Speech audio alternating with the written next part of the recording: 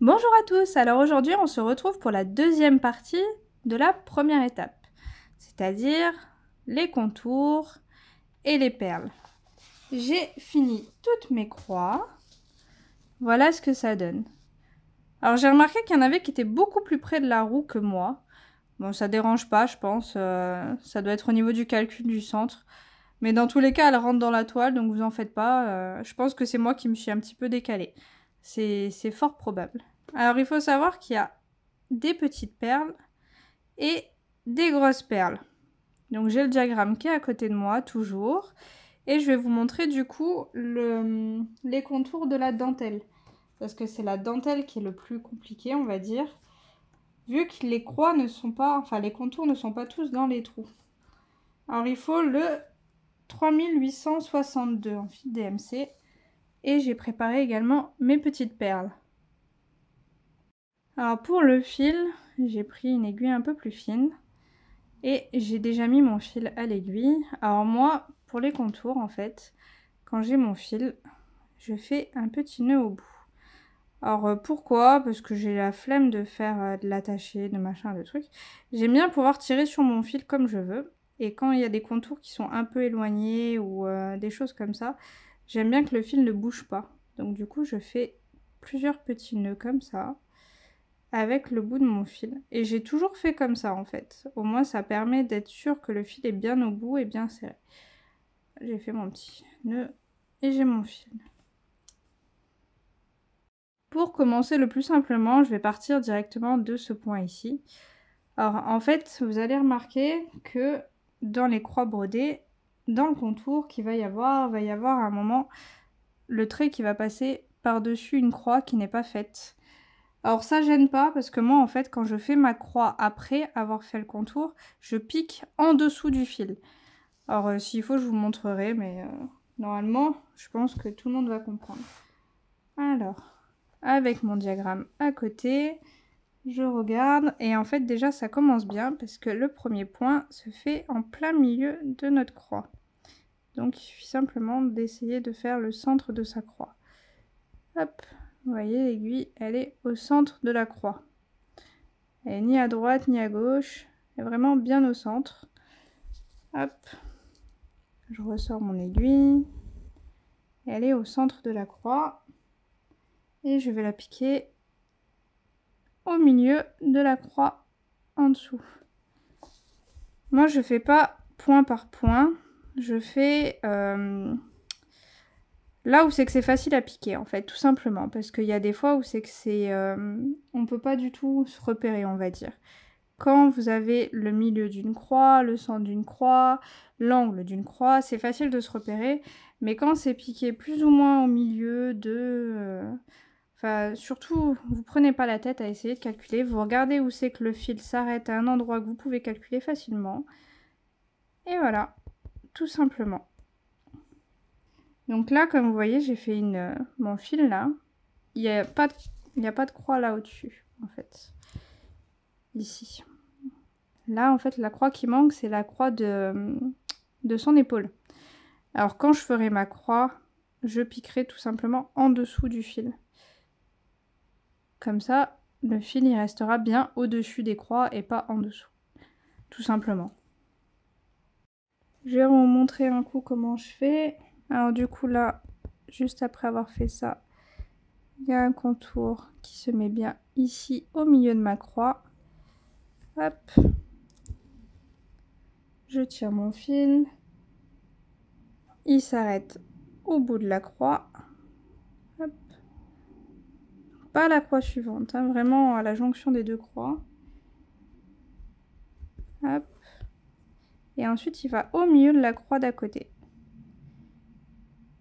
Je cherche le milieu. Je sors mon aiguille. Et je repique. Toute la dentelle, ça va être ça. Ça va être des tout petits contours qui se piquent un peu partout. Là, on repart sur le côté. Alors, je fais bien attention à ne pas dédoubler mes fils parce que des fois, avec l'aiguille là, vu qu'elle est très fine, ouais, ça arrive qu'elle me prenne les fils d'à côté. Et du coup, ça fait pas joli après. Hop. Je repique bien. Là, il y a un trait entier, donc c'est bien. Et ça ressort juste au milieu d'à côté. Et c'est tout simple, il suffit juste de faire la même chose que le trait du dessin avec votre fil. C'est pas plus compliqué que ça, vraiment. Et là, on fait du backstitch. J'en ai fait un petit peu. Vous allez me dire, oui, mais sur Etamine, c'est quand même beaucoup plus simple que sur Aïda. Pour la simple et bonne raison que nous, on a plus de trous que sur l'Aïda. Alors, en fait, c'est la même chose, sauf que l'aiguille, c'est mieux quand elle pique un peu plus. Parce que si elle est, le bout ne pique pas, c'est plus compliqué de passer entre les croix et la toile, qui est quand même assez rigide sur l'Aïda, il faut le dire. Du coup, je vais vous montrer sur l'Aïda la différence. Alors, j'ai pris une toile Aïda qui me traînait dans le coin.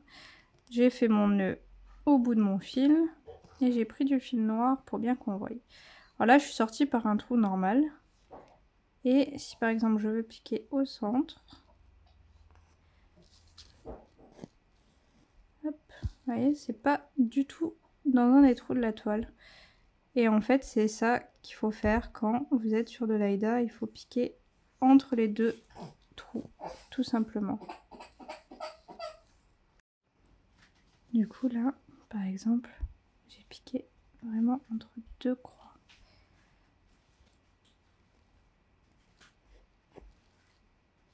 Et c'est tout aussi simple que ça. Il faut vraiment piquer entre les trous. Alors que ça soit au centre ou sur le côté.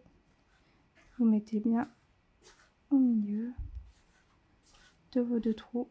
Des fois, vous pouvez compter le fil de trame, comme vous voyez,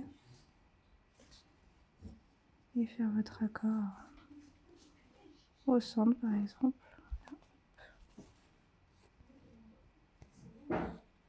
Voilà. Pour fermer mon fil, je fais comme pour les croix, je le passe sous les croix d'à côté, sauf si c'est un contour isolé. Mais normalement, il n'y a pas de raison. Hein. Il y a des croix un peu partout, donc ça devrait être assez simple à serrer. Alors je laisse avec le début de mon contour pour vous montrer les perles. Alors pour les perles, j'ai du fil à perles, mais vous pouvez bien prendre le fil que vous voulez qui ressemble à la couleur de la perle de préférence. Donc là, les petites, j'ai mis mon fil transparent sur mon aiguille. Alors je fais le même principe que pour les croix, je fais un nœud au bout de mon fil. Alors même principe que pour les contours, je fais un petit nœud au bout de mon fil pour pouvoir l'utiliser. Là j'ai pris une autre aiguille parce que celle que j'ai pour les contours, en fait le chat il laisse pas passer les petites aiguilles, les petites perles. Alors je vous montre pour les grosses. Alors moi j'utilise mon point. Donc là il y a 4 trous pour les grosses perles. Je pars dans le coin de l'angle. Vous choisissez le côté que vous voulez, en vrai on verra pas le fil. Vous prenez votre grosse perle que vous passez dans votre aiguille et vous piquez en diagonale. Comme pour faire une croix tout simplement, hein, et vous tirez. Là votre perle elle se met en place en diagonale. Moi j'aime bien qu'elle soit droite. Du coup je repique dans la diagonale opposée. Je tire mon fil, je le glisse dans la perle et je repique en diagonale. Tout simplement et je tire. Et là ma perle elle est fixée, elle ne bougera plus. Là le fil n'est pas attaché donc on peut encore jouer avec pour choisir sa position vraiment comme on veut. Mais là elle est placée. Je conseille de les placer après avoir fait les contours parce que des fois quand on fait les contours sur les croix autour, on a du mal à passer l'aiguille sous la perle. Donc là sur celle-là il n'y en a pas besoin vu qu'il n'y a aucun contour autour. Mais sur les petites, il va y en avoir. Donc je vous montre aussi pour la petite. Alors la petite, quand elles sont isolées comme ça, on peut les mettre droites, comme je viens de faire. Donc je pique dans un angle, j'enfile ma perle, hop, je fais le diagonale. et ma perle elle est passée de côté. Alors il faut savoir que dans ce modèle-là, il va y avoir des endroits où c'est que vous en avez plusieurs d'affilée. Comme dans les cheveux ou à la taille. Et dans ces cas-là, en fait, si on les met droites, les perles sont un petit peu plus grandes que un carré. Du coup, en les mettant toutes alignées, on ne pourra pas rentrer le nombre exact de perles parce que ça va être trop serré. C'est mieux de les laisser en diagonale, en fait, tout simplement. Comme là, vous voyez, elles sont placées en diagonale, alors que quand elles sont isolées, on peut les placer droites. Alors ça, c'est au goût de chacun. Moi, dans tous les cas, je conseille de faire passer quand même votre fil 2 fois dedans pour être sûr que la perle tienne bien. Là, je l'ai passé qu'une seule fois. Donc si jamais vous voulez la laisser dans ce sens-là, vous refaites un tour en fait dedans en diagonale. Sinon, vous faites la croix complète avec. Je rappelle, vous n'êtes pas obligé d'utiliser du fil à perles. Vous pouvez utiliser un fil DMC qui ressemble à la couleur de la perle pour le faire. Voilà, tout simplement. Si j'ai conseillé de ne pas placer les perles tout de suite, c'est pour la simple et bonne raison que le Q-snap, là vous voyez où il est, je vais devoir bouger ma toile. Et en fait, en le bougeant, que ça soit vers le haut ou vers le bas, je vais devoir le mettre au niveau de la broderie. Alors les contours en général ils sont bien serrés, donc ça ne bouge pas, ça ne me dérange pas. Par contre les perles, si je le fais passer à l'intérieur, eh ben ça passera pas, ou ça les écassera, ou... Enfin bon, ça va les abîmer dans tous les cas, c'est sûr et certain. Du coup, je préfère soit prendre un Q-snap à la bonne taille, soit ne pas les mettre, tout simplement. Mais une fois que la dentelle déjà sera toute finie, il faut savoir que pour faire les contours de la dentelle, là, on n'a absolument pas besoin d'avoir le reste de l'étape. Il y aura peut-être juste au niveau de sa mèche de cheveux que ça va peut-être déranger un peu, qu'on ne pourra pas faire tous les contours. Mais vous faites ce que vous pouvez.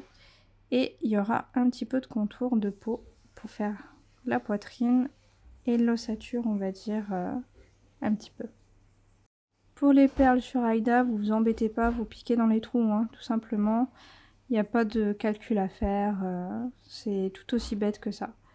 Il n'y a pas besoin de piquer au milieu, il n'y a pas besoin de piquer en angle. Mais je vous montre au cas où. Vous voyez, en fait, j'ai vraiment piqué au centre de là, au centre de là. Et avec une aiguille qui pique. Comme ça, je suis sûre de passer facilement au travers des fils. Donc voilà, je vous ai tout expliqué pour cette étape. Si jamais il y a besoin de 6 perles comme ceci et 2 comme ceci, vu que j'en ai mis une de chaque, je les ai plus. Et vous aurez fait toute la partie à l'intérieur. Je vous montrerai quand j'aurai fini, bien sûr.